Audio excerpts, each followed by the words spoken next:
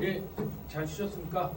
첫 시간에 저희가 이제 시니어 용품, 특히 ICT를 활용한 최신 그 제품들에 대해서 살펴보았습니다. 이번 시간에는 이제 그 시니어 주거, 아까 제가 서두에도 말씀드렸잖아요. 나이가 들면은 주거가 굉장히 중요하다. 그래서 이제 뭐 제가 퇴직자의 하루라는 어느 시를 보니까 남자애인데요. 여자분들은 퇴직하면은 그 퇴직한 날 시간표를 짜라면 엄청나게 많대요. 근데 남자들은 갈 곳이 없어가지고 그 종일 본가를 합니다. 종일 본가.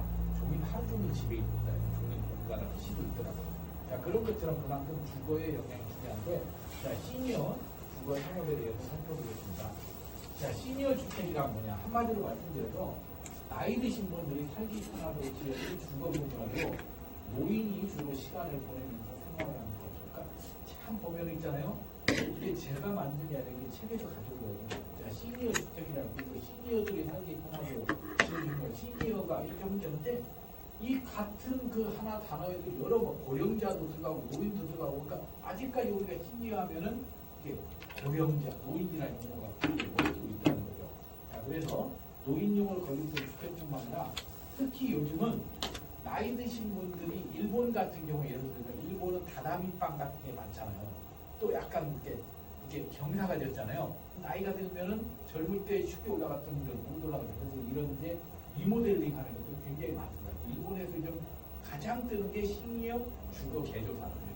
지자체에서 굉장히 노력을 많이 해주거든요. 자, 그러면 노인 주택을 선택할 때는 이분의 잔존 능력과 욕구에 따라 고려해야 돼요. 예를 들어 이분이 휠체어를 타고 다닌다면은 이게 뭔가 본인 스스로 움직일 수 있는 그런 기능, 경제성, 독립성을 고려해야 된다.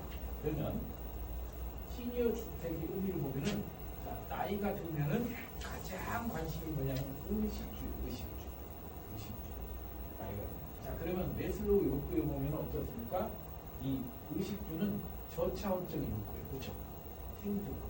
나이가 들면은 이런 고차원적인 욕구로보다는 저차원적인 욕구에 가장 관심이 많고 그 다음에 자기 안전 이게 관심이 많고 그러니까 어떻게 보면 시니어 주택이라는 것은 가장 저차원 욕구를 해결해주는 기본적인 베이스가 되는 거예요. 자, 그러면 우리가 나이가 들면은 내 한 몸 누울 곳이 있으면 만족합니다. 그래서 참고로 일본의 사례를 말씀드리면 일본은 지금 그 노후 파산이 뭐냐면 나이가 들었는데 돈보다 내가 지금 오래 사는 거예요. 돈은 없는데 노후 파산인데 일본이 우리나라보다 훨씬 연금 잘 돼 있잖아요. 근데 일본의 노후 파산자가 2014년에 200만인데 제가 볼 때 지금 300만이 넘는 걸 알고 있어요. 자, 그러면 거기에서 가장 큰 비중을 차지하는 게 뭐냐면 일본이 주거비가 있어요. 주거. 무슨 말이냐면 일본에 자가를 안 갖고 있는 노인들이 많다 보니까 이분들이 월세를 이용하는데 월세가 거의 10만 원이에요. 10만 원이 우리나라로 더 100만 원이 넘죠. 그러면 연금 200만 원에서 월세 100만 원 내버리니까 이분들이 삶이 힘들어지는 거야. 그래서 어떻게 하느냐. 전기가 끊어지고 수돗물이 끊어지니까 이분들이 컵라면 같은 거 하나 사고 하루에 한 끼씩 해결하는 분들이 엄청 많다. 그만큼 삶의 질이 떨어지는 거예요. 그리고 주거가 망가지면 삶의 질이 떨어지고 굉장히 힘들어지는데 그렇다고 이 사람 빨리 죽지도 않는다고 해요. 그러니까 굉장히 주거가 중요한 거죠. 자, 그러면 여기 보시면 아까 제가 잠깐 넘어갔는데 시니어 주택의 중요성이 이렇게 쭉 나와 있어요. 여기 보시면 여러 가지 있는데 주택은 노인의 생물적인 생존을 위한 기본적인 수단. 여러분도 반려견이나 반려동물 키우잖아요. 반려동물이 가장 애착하는 게 자기가 자는 공간이에요. 그렇죠? 근데 하물며 사람이 그 공간이 있으면 안 되고 그 다음에 주택은 노년부의 생활의 주요장이고 나머지 하는 게 이거 한마디로 말씀드려서 주택이라는 것은 노인의 자존감, 노인의 생활의 질을 높이는데 가장 중요한 요소인데 우리는 어떻느냐 실질적으로 시니어 주거 스펙트를 보면은 자, 이게 현재 우리나라 그 나이 드신 분의 현실이에요. 자, 처음에는 집에 있습니다. 자, 집에 있으면 어떻습니까? 집은 자치성, 독립성, 관계성. 이게 무슨 말이냐면 내가 우리 집에 있으면 어때요? 내가 자치적으로 다 할 수 있죠. 독립적으로 할 수 있어요. 그리고 사람들하고 관계도 좋죠. 비용도 낮아져요. 그런데 건강이 좀 안 좋아지면 이제 보호주택으로 가요. 자, 그러다가 요양시설로 가요. 요양시설. 그러다가 이제 요양병원으로 가죠. 그리고 이제 나중에 병원으로 간다. 자, 쭉 이렇게 가요. 그래서 이제 자녀들이 갈등을 하죠. 집에서 모셔야 되는데 이게 이제 비용보다 감당이 안 되는 거야. 그러다 보면은 점점 이렇게 이쪽으로 와요. 자, 이렇게 되면 이제 노인은 의존성이 높아져요. 독립성이 낮아지죠. 관계성이 떨어지고. 왜? 병원에 가면은 병만 쳐다보고 있는 거야. 그러니까 비용 부담 많아지고 삶의 질이 떨어지고 결국은 뭐냐면 건강이 나빠지면서 이렇게 연결되고 있어요. 이게 지금까지 우리나라, 일본 모든 패턴인데 지금 이 주거의 패턴이 어떻게 바뀌고 있느냐. 건강이 나빠져도 집에 있으면서 하는 에이징 인 플레이스 같은 거죠. 그러니까 옛날에는 건강이 나빠지면 무조건 병원이나 요양시설로 보냈는데 이분이 병원에 가지 않아도 되는 시스템 만들어버리면 그리고 가족들이 힘들지 않게 해버리면 사회가 해결해주면 되는 거죠. 지금까지 우리는 모든 나이가 드는 노인의 문제를 그분의 가족과 그분의 뭔가 배우자들이 나머지 어떤 이웃이 책임지도록 했는데 이제는 사회가 책임지도록 했다. 그러면 노인주택의 비율을 보면은 노인복지국장 비율을 보면요. 건강한 노인들은 양로시설이나 노인 공동생활가정, 노인복지주택. 우리가 보통 여러분 시니어타운 하죠.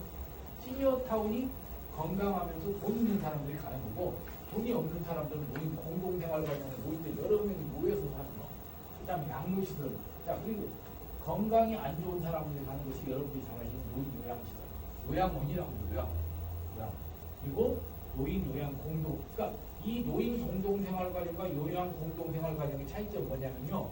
똑같은 형태. 그 다음에 또 주거 기능을 우리가 나이 드신 분들은 이렇게 개조된 집. 집을 그러니까 우리가 이제 이렇게 개조된 집도 우리가 시니어 주택이 돌려본다. 자, 그러면 이걸 그림으로 그려보면은 양로시설은 아까 건강한 사람들이라고 약 9명 이상까지는 양로시설 10명이 넘어가면 노인 공동생활가정 30세대가 넘어가면 노인복지주택을 가요. 아셨죠? 노인복지주택 한마디로 말하면 시니어타운 시니어타운이라는 건 그냥 만든 용어고 전문 용어는 노인복지주택이에요. 아셨죠? 그러면 자, 요양시설 앞에 건 뭐였죠? 이것은 앞에 건 건강하신 분들 뒤에 건 건강이 안 좋으신 분들 건강이 안 좋으신 분들은 노인 요양시설 노인 요양시설을 하고 우리가 인근 지역에 보면 재가복지시설 이런 거 있잖아요. 이런 것들 그 다음에 노인 요양 공동생활가정 여기는 9명 이하를 모아놓고 노인들 케어하는 곳이에요. 자, 그리고 10명이 넘어가면 우리가 이제 노인 전문병원이라고 해서 케어를 하는 곳이다. 자, 그래서 우리나라 노인 가구 현황을 보니까 우리나라 노인 가구가 현재 2020년에 지금 노인 1인가가 160만 명이에요. 160만. 노인이 1000만 명인데 노인 혼자 사는 사람 160만 명. 그러니까 노인 10명 중 2명 혼자 산다는 거죠. 굉장히 취약한 거죠. 자, 그리고 이분들을 보니까 주택적인 형태로 보니까 아직까지 노인들이 자기 집을 갖고 있는 비율이 77%가 됩니다. 70%. 그러니까 아직까지 이분 이제 우리 세대까지는 그래도 자기 집이라는 개념이 있을 때 자기 집을 가진 사람들이 많다는 거죠.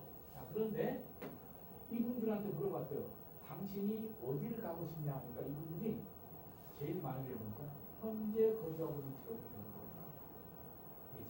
그래서 에이징 인 플레이스가 내가 살고 있는 집에서 계속 늙어가고 싶다. 이게 가장 큰 거예요. 가장. 자, 그러면 어떻게 해야 됩니까?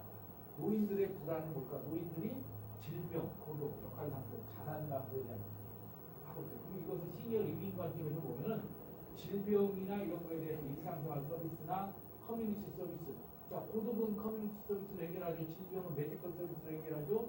자, 그 다음에 역할상실은 다양한 대외 활동을 해주고 자산감소 같은 경우는 다른 또 일상생활 서비스로 해주는 건데 이런 것들을 지금 해주는 게 뭐냐면 시니어타운이에요. 근데 문제는 시니어타운은 돈 많은 사람들 해야 되잖아요. 그래서 이제 정부에서 어떤 컨셉으로 가고 있냐면은 시니어 주택을 지을 때 여러분들 유니버설 디자인이라고 알고 있죠. 모든 계층이 할 수 있도록 하는 거. 그래서 보행이 안정되고 최소한의 동선으로 계획해야 되고 시력을 노인들이 있는 데서는 굉장히 빛이 밝아야 돼요. 빛이 어두컴컴하면 안 돼요. 자, 그리고 또 어떻습니까? 가구 같은 경우는 뭐냐면은 가구 좀 붙박이 같은 걸로 해서 모서리 같은 거 없는 거 해야 돼요. 자, 그리고 또 건강을 유지하도록 하고 과거에 대한 특히 치매 환자 이런 분들 있잖아요. 여러분들 그 할머니 집에 가보면은 정말로 80년, 90년대 그것도 안 버리시잖아요. 왜냐면 이 나이 여러분들 반려동물도 키우다 보면 오래된 반려동물은 자기 거 절대 못 버리게 하잖아요. 막 난리 나잖아요. 그런 것처럼 나이가 들면은 과거에 대한 애착이 강하기 때문에 특히 자기가 살던 곳에서 사는 게 가장 중요하고, 만약 이사를 가더라도 그분이 쓰던 이불 같은 거, 베개 같은 거 이런 것들을 버리지 않는 게 굉장히 중요해요. 굉장히. 자, 그다음에 충분한 수납 공간을 확보하도록 하는 것이 중요하다. 자, 그러면 해외 시니어 주거부장 사례를 한번 제가 일본, 미국, 또 스웨덴, 영국의 사례를 보도록 하겠습니다. 자, 대표적인 게 일본인데, 일본에 있잖아요. 이렇게 시니어 커뮤니티라고 해서 한 건물에 여러 명이 거주하게 되면서 1층에 우리로 따지면 뭔가 복지 뭔가 요양보호사 같은 사람이 상주를 해요.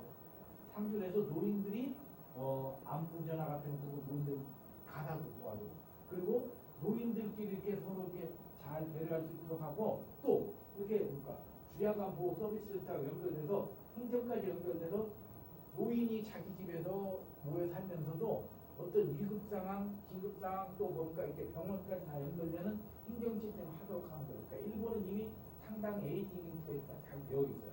또 이런 거나 아니면 우리 지금 이 대학원 건물이 10층이잖아요. 예를 들면 20층 건물에 노인들을 거주를 하게 하는데 노인들만 다 사는 거 있잖아요. 1층에는 어린이집을 넣어요. 어린이집. 그 다음 2, 3층에는 젊은 애들이 왔다 갔다 하는 생활시설 넣고, 4, 5, 6층에는 노인들 넣고, 7, 8층에는 뭐 예배당 같은 데 이렇게 넣어가지고 노인들이 이 건물에만 있어도, 특히 일본 같은 데는 있잖아요. 기본적으로 1층에 항상 어린이집이 들어가요. 근데 우리나라 어떻습니까? 난리가 납니다. 뭐 어린이집 들어온다고 하면은 아니 또 노인 어린이집 있는데 노인들 들어온다고 하면 아마 우리 다 데모할 거예요. 근데 일본 같은 경우는 뭐냐면 훨씬 애들이 정서에 좋아진대요. 노인의 경험에 따라. 그리고 노인은 또 젊은 애들을 보면서 굉장히 이제 그 생기를 거는 거죠. 그래서 이런 형태로 봅니다. 이제 두 번째는 미국 사례. 자, 미국은 CCRC라고 해서, CCRC가 뭐냐면 Continuing Care Retirement Community라고, 내가 계속해서 은퇴해서도 살 수 있는. 그런데 미국의 대표적인 게 뭔가 이게 여러분 아시다시피 선시티라고 들어보셨죠? 애리조나에 있는 사막 지역에 이게 은퇴자 마을 사진이에요. 이게 거의 4만 5천 세대가 있어요. 4만 5천 세대. 우리나라에서 지금 해남에 이렇게 조그마한 거 있거든요. 얘는 미국 땅이 크니까 이 노인들을 모아가지고 그러니까 수만 명이 이렇게 군락을 이루어서 이렇게 모든 것을 해가지고 복지를 해주는 게 한데, 이게 지금 좀 말이 많아요. 무슨 말이냐면 처음에는 굉장히 좋았는데 시설도 좋은데 문제는 여기에서 누구만 있다는 거예요. 나이 드신 분. 그러니까 이제 본인이 늙음 느끼는 거야. 지금 그 우리도 이 용인에 보면은 노인들만 사는 아파트가 있어요. 굉장히 있으면 잘해놨는데 거기가 처음에는 엄청나게 좋았는데 지금 다 떠난 거야. 나가요. 그러면 여기를 봐도 노인, 집에 가도 노인, 짜증나는 거야. 그래서 이제 이런 모델들이 조금 그런 걸 할 때 이렇게 젊은 사람들하고 순환할 수 있는, 그리고 우리가 물도 순환이 되듯이 나이가 들수록 젊은 사람들을 좋아하는 것도 독일을 다 좋아하고 똑같아요. 그래서 그런 것을 고려해야 됩니다. 세 번째 영국인데요. 영국은 노인보호주택을 유형 1, 유형 2, 유형 2.5로 나왔는데, 한마디로 봐서 유형 1은 건강이 굉장히 좋았고 스스로 독립할 수 있는데 경제력이 약한 사람들에게 그냥 실비로 해주는, 우리로 따지면 약간 뭔가 고시원보다 좀 나은 시설 이런 거고, 유형 2는 뭐냐면은 건강이 조금 안 좋은데 주택 관리 도와주는 형태. 그러니까 조금 본인 스스로 이동은 할 수 있지만은 누구의 도움을 필요하는 경우가 유형 2고, 유형 2.5는 뭐냐면은 굉장히 건강이 안 좋은 사람에게 도와주는 형태. 그래서 주택관리가 14서비스가 제공되는 집합주택으로 해서 그 사람의 재정 상태와 건강 상태에 따라서. 하는데 왜 영국이 이게 발달됐냐면, 영국이 2045년에 그 승전국이 됐지만 굉장히 많은 그 노인들이 그 전쟁에서 상을 입고 왔단 말이에요. 집도 없고, 근데 경제력도 없으니까 천칠이 되는 형태로 해서 복지주택을 만들어서 굉장히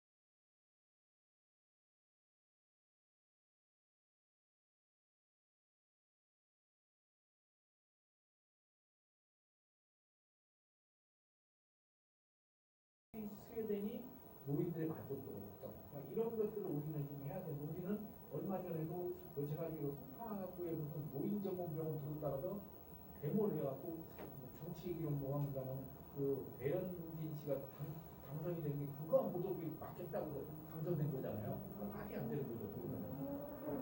그 다음에 이제 시니어 주거 패러다임에 들어가거든요. 시니어 주거 패러다임이 자 현재는 질병에 걸린 시니어가 있으면 요양시설로 보낸단 말이에요. 집에서 케어다 그렇잖아요. 근데 이제 앞으로 어떻게 바뀌냐 이렇게 바뀌어요. 이 선진국들은 질병에 걸린 시니어가 있으면은 이걸 요양시설로 보내는 게 아니라 요양시설과 커뮤니티가 이분 집 쪽으로 모여드는 거야. 아까 이제 일본에서 보여줬죠? 세대 모델 있잖아. 이제 전부 이렇게 가는 거예요. 그러니까 이분이 병에 걸리면 시설로 보내는 것이 아니라 이분이 있는 시설, 이분이 있는 곳으로 시설이나 모든 것들이 모여버리면 이분이 그대로 집에서 살면서 태어날 수 있게 돼요. 굉장히 이건 이제 굉장히 고도의 비용이나 들어가는데 저는 이게 맞다고 봅니다. 자, 그러면 굳이 노인들이 시골에 요양 가는 필요가 없는 거죠. 자기 있는 집에 가면 되는 거죠. 자, 그래서 이제 시니어 주거 트렌드가 바로 에이징 인플레이션. 내가 사는 곳에 또 들어가는 내가 꼭 살던 집이 아니더라도 최소한 내가 살던 고향이라도 여기서 익숙한 곳을 늙어가려고 한다.